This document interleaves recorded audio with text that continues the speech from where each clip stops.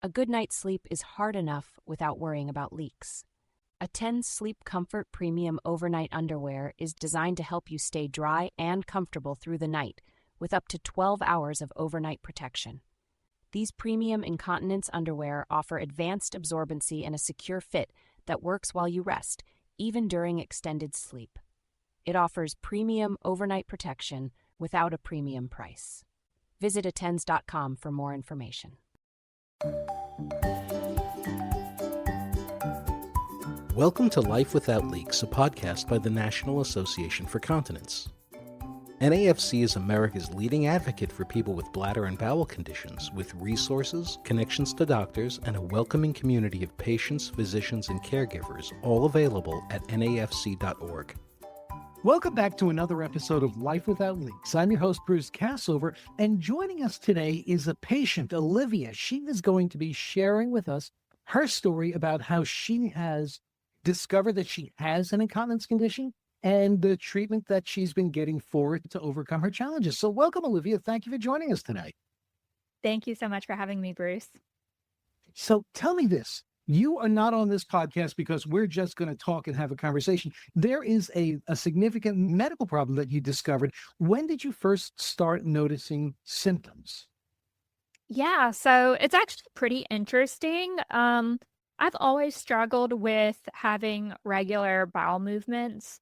And in Thanksgiving of 2020, I did have an incident of noticing darker stool, but it was just like it only lasted for a few days. So I didn't really think anything of it, and I just kept it moving.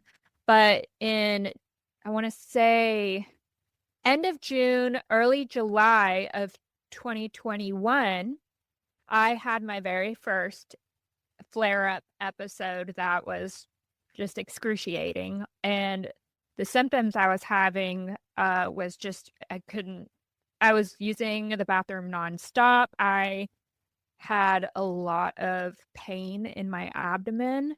And I also experienced a drastic weight loss within 2 to 3 weeks' time of about 35 to 40 pounds.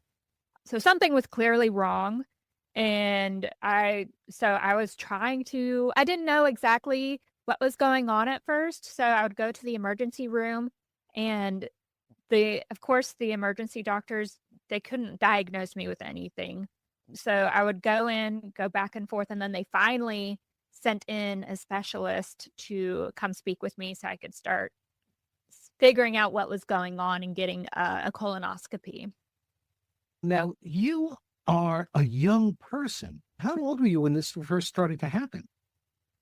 Let me, I've got to think back now. So 2021, I'm 32 now. I want to say I was about 26 or 27 at that time. And that is pretty young, yeah. So you're really in the prime of your life. You're supposed to be the healthiest that you are right around that age. What were you thinking? What was going through your mind when these things started to happen, especially when you would go to the ER and they couldn't give you any help figuring out what was happening? I was really devastated and overwhelmed because my family has never experienced any severe health issues ever. I mean, we hardly went to the doctor because we were, for the most part, very healthy individuals. And I grew up with the notion that you don't go to the emergency room unless it's like a life or death situation, or you have a broken bone, something that you can't get over yourself. And at first, I would just kept pushing through it and seeing if it would just dissipate on its own. But it just got to the point where I was in tears and could not move from all the pain I was in. So that's when, luckily, my parents stepped up and helped me find the help that I needed. Wow. So if you really had that attitude that you don't go to the ER unless it's truly an emergency, that gives you an idea of just how severe your symptoms had to have been. I think a lot of people, when they hear about bowel conditions like IBD or IBS, that they don't really understand exactly how significant they can be. This was like a real life changer for you, wasn't it? Oh my gosh, yeah, and it only proceeded to get worse after my first few ER visits. Unfortunately, And this kind of just dives into a little bit of advocating for yourself and finding the right specialist to treat you. I did not have the relationship I wanted with the specialist I was initially seeing. And over time, my symptoms got progressively worse. I was definitely an extremely severe case. Even after he officially diagnosed me, he said so himself. I am a very extreme case in a critical condition. And of course, at that point in time, because it was so new to me, I didn't know what the protocol was. I didn't know what specific things weren't normal or, again, were too severe for someone with my diagnosis. So I would go into my appointments and let them know everything I was experiencing. So after my diagnosis in August of 2021, I noticed that I was using the bathroom way more, 30 times a day, and I was also filling up the toilet with blood, like sometimes it was only blood. So I was It had to bleeding be severely. horrifying. It was, but at that time, like, my brain wasn't processing that this is extremely abnormal. There is some blood that comes along with the early stages of this, but I didn't know that wasn't supposed to be happening. And when I conveyed my symptoms to my doctor and his assistant, that I had severe, severe migraines to where I couldn't open my eyes. Every time I would sit up, it would take me about 5 minutes because my heart rate would skyrocket to about 182. And it took me about, like, I couldn't walk upstairs. I could barely walk. And again, all the bowel movements that were 30 times a day. They tried saying, well, maybe you need to see like a neurologist, or maybe you have a blood clot or something. And so finally, I had to do another ER visit. And when they were checking me out, this is October of 2021, my hemoglobin was dropped down to a 2. And they told me if I didn't go in that night, I wasn't waking up the next day. Wow, that's got to be absolutely the most frightening thing that you could possibly experience. It was. It really put things into perspective for me as far as, oh my gosh, like, this is actually a serious thing. It's more than just like not being able to go to the bathroom normally. It's debilitating, and it can take your life away from you. So you decided that you were going to have to see a different specialist. So what was that process like? What did you do, and how did you arrive on somebody who was able to get you the help that you were looking for? So while I was in the hospital, I ended up receiving a blood transfusion, of course. And the doctor, unfortunately, did not take any accountability. He told me, well, you were going to end up here anyways. And I conveyed that, but I told you all my symptoms and you didn't do anything about it. And so at that point, he decided to turn it around and be like, well, I guess I'm just not the right specialist for you, which obviously he wasn't. So I ended up, another specialist ended up stepping in, and he was great. He was a lovely man to work with, but he tried all different kinds of therapies that were standard protocol for someone with my condition, but my body was not responding to any of them. And I was still just experiencing a lot of pain, but it wasn't as drastic as my initial diagnosis. I did continue to lose some blood and have another blood transfusion. And I think this was back in 2023.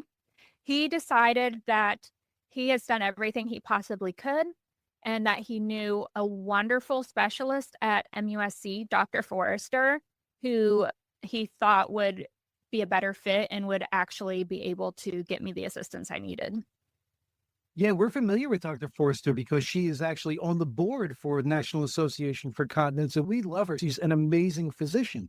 So at this point, though, before you went to see her, had you officially been diagnosed at all, or was this still? No. So in 2021, August 2021, they did officially diagnose me with severe ulcerative colitis. And that was with the first specialist the hospital assigned me, basically. So you had a diagnosis, so at least you knew what you were up against. And you go and see Dr. Forster. Before I even talk about your treatment, I just want to reiterate that point you were making about how important it is to advocate for yourself, because so many patients do wind up giving up or getting frustrated if they don't receive the sort of treatment that they expect or that they're hoping for. And so really, got to say you should be really proud of yourself for doing that, not just sort of taking things as they come. That's really excellent. So you went to Dr. Forster, and what happened then? What was that experience like? So I went to Dr. Forster. It took me a few months to see her. So it was summer of 2023. I finally, actually, my just like my consultation with her and her assistant, it went very well. But then it so happened that day, as they did like all the protocols of, okay, let's check your blood. Let's just make sure we have all of your symptoms recorded, all that kind of stuff. And later that day, her assistant called me and said, "You need to come to the hospital right now. You need a blood transfusion." So I got to her just in time. And with being in the hospital with her and her team decided that I qualified to participate in a clinical study trial that they were doing for a dual drug therapy. And that was just a huge blessing because I conveyed to her that all the other treatments I've tried have not worked. And she saw my condition, and I could tell by the way she spoke to me and just her energy in general that she really wanted to see me live a normal life again. Because at that point, I was hardly leaving the house.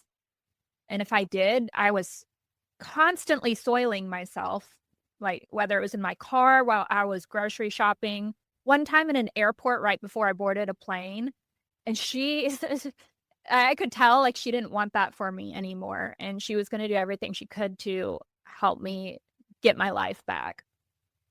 It's so nice when you get somebody understanding, especially with the condition that's so difficult to talk about. It sounds like your symptoms were so severe that you really didn't have any choice. It's just, I'm going to go see a doctor and I'm going to talk about it because you can't live otherwise. But even then, did you find it difficult to have those conversations because of the nature of the condition? Honestly, no. I wasn't, because I realized nothing was going to happen. Nothing would progress or move forward towards healing if I didn't share every single detail.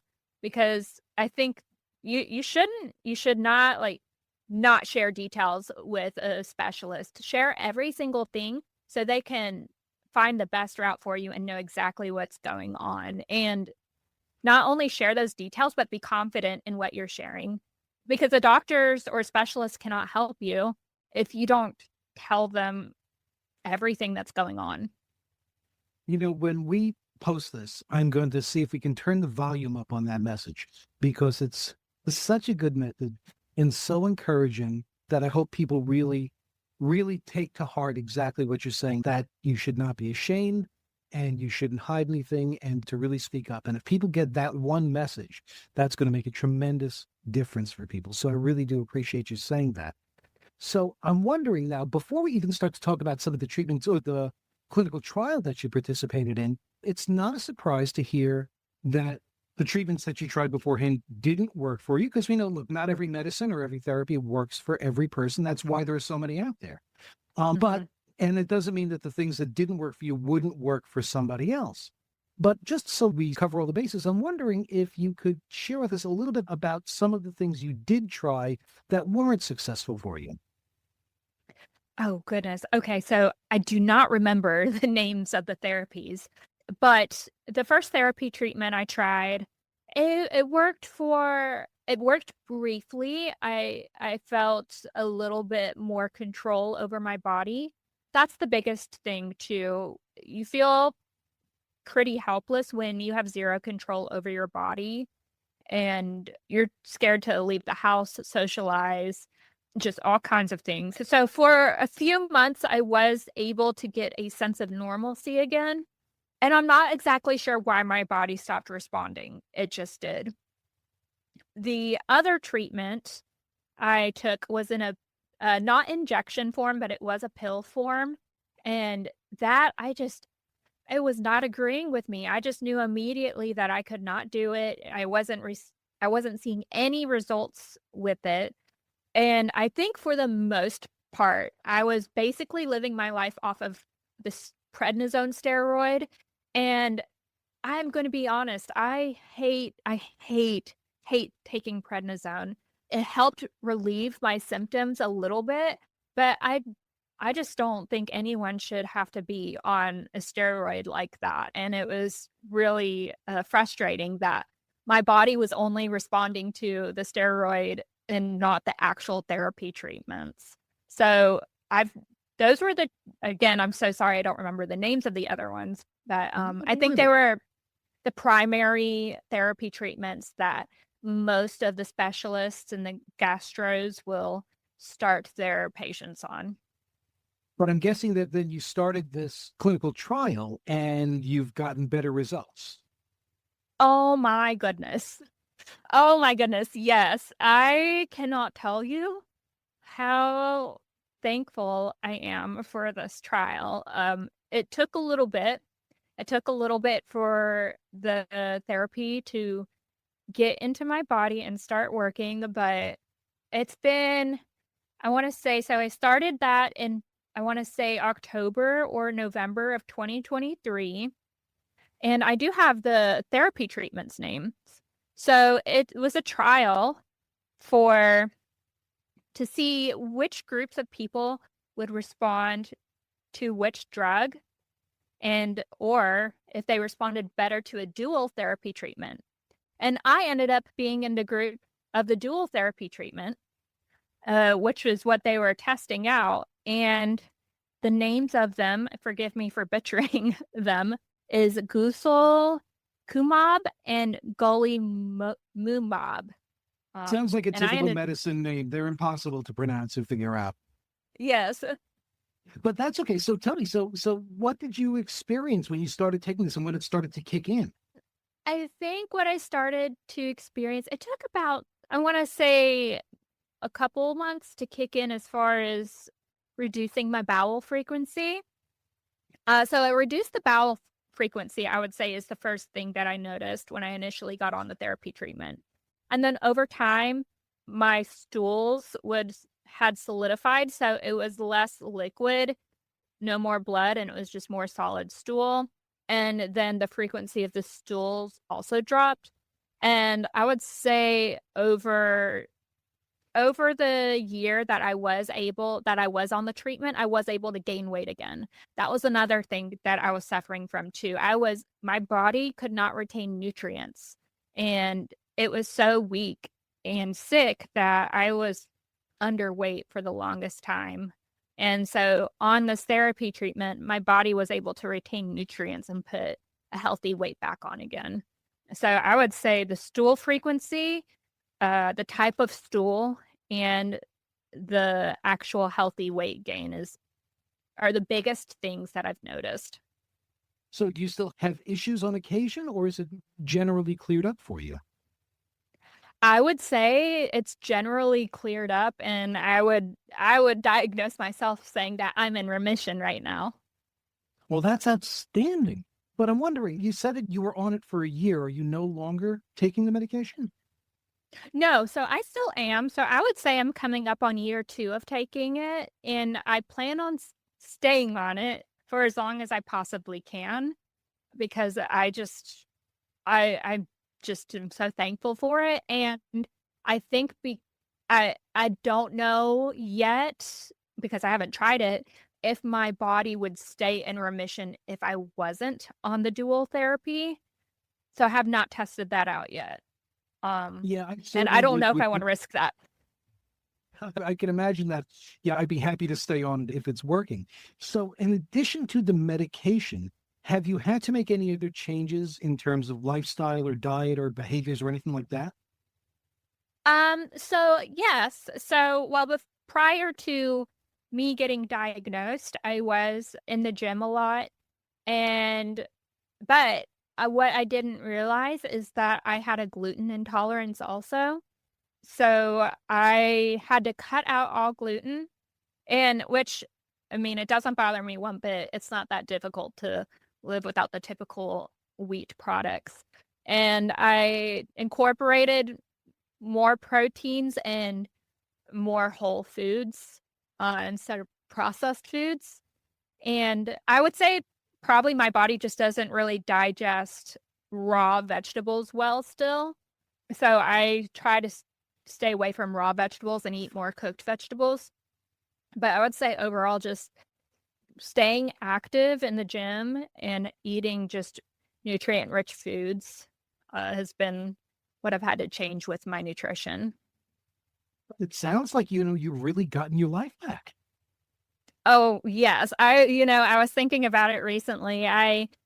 So I had traveled a bit while I was really sick, and it was difficult for me because, again, my brain was always thinking, what am I going to do if there's not a restroom nearby while we're in the car, while we're on the plane, all this kind of stuff. And I traveled Europe in 2023 while I was sick, and that was very difficult for me because I was still constantly thinking, oh my gosh, what if I have to use the bathroom? And this past year, I've been able to travel with zero issues at all. And I was just like, wow, a couple of years ago, I was in so much pain and I didn't enjoy my traveling, or I was embarrassed with sharing a bathroom with my group of friends. I think that's probably the most embarrassing thing is it's not necessarily soiling myself, but it's having to share a bathroom with other individuals.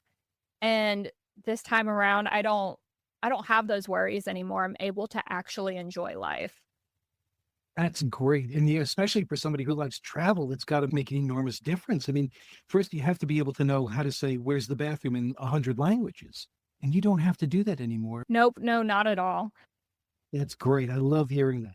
Now, Olivia, so I'm really happy to hear that you have, really returned to a normal, happy life with this medication.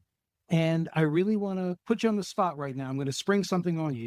One of the things we always like to do on Life Without Leaks before we get finished is to leave our guests with one little hint, tip, strategy, bit of advice to help them live a life without leaks. Now, we're not talking about bladder leaks, but we still are talking about incontinence. So I'm wondering if there was any little bit of wisdom you might want to share with listeners as well.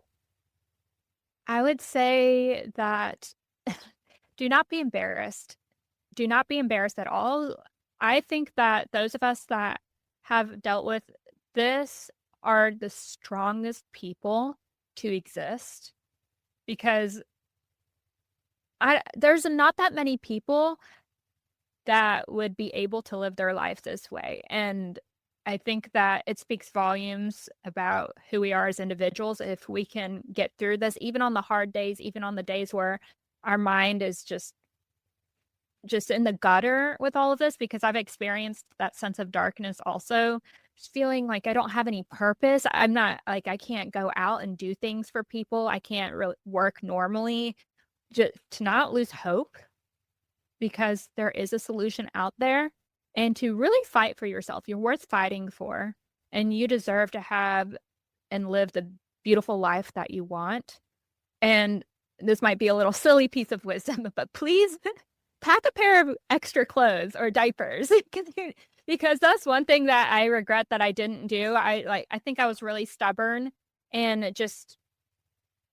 wanted to believe like, oh, well, maybe I can get through this trip or go to the grocery store without needing an extra pair of clothes. Like I just pack an extra pair of clothes because you never know. And be prepared. Always be prepared. That's great. That's really good. But you said something else that I think is every bit as important. And you were talking about how the community of people who are in a similar situation are really strong.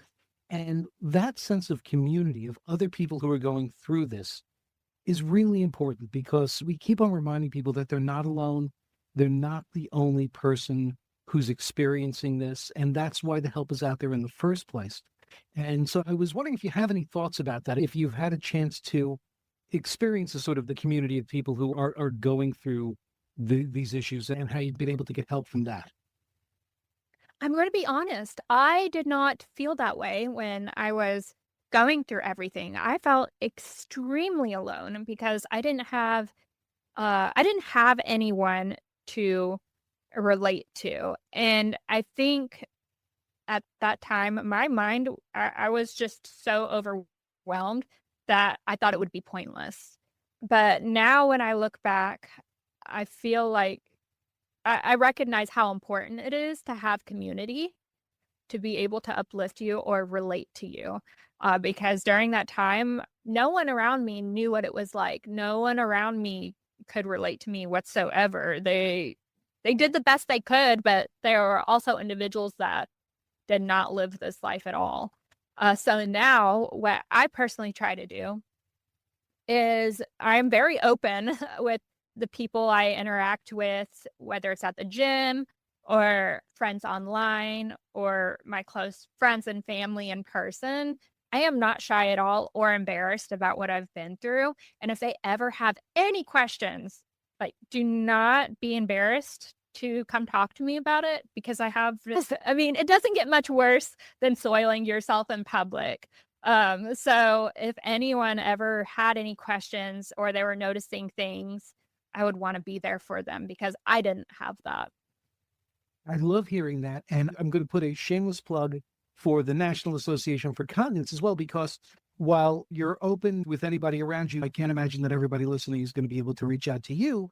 However, we do have message boards right there on the website at nafc.org, where there's a whole community of people who are going through these and all sorts of incontinence issues, and they share advice and encouragement and motivation. So I definitely encourage anybody who feels the same way that you are feeling, if they feel that isolation or the loneliness, the desperation, to visit us, visit the message boards, and you'll find people to talk to. So that's a great point. I want to thank you for bringing that up.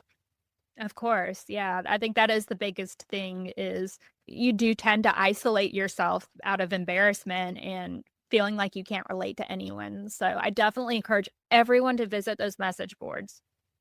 Excellent. Well, thank you so much. And thank you for sharing your story with us today. I know that it's going to be really important to a lot of people out there. So we appreciate it, and we look forward to your continued good health. Thank you so much. And thank you for having me.